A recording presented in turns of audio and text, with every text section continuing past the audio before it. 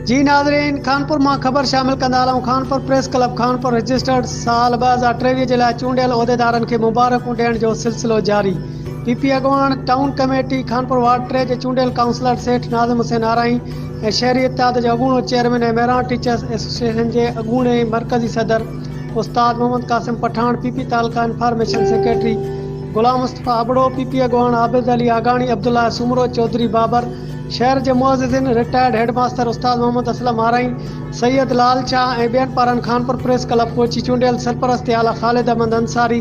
सदर मोहम्मद आसिम दायो, सीनियर नायब सदर यासीन उस्मानी, नायब सदर अब्दुल मालिक बर,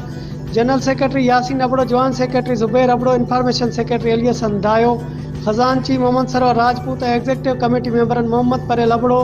सफ़ीउल्लाह सेठार, मियाँ नज़ीर अहमद आराई जन खे मुबारकूं ॾींदे गुलनि जा हार पाराया ऐं मिठाई खाराई वई। उन मौक़े ते पीपी अॻवान नाज़िम हुसैन आराई जो चवणो त प्रेस क्लब जे चूंडियल उहिदेदारनि खे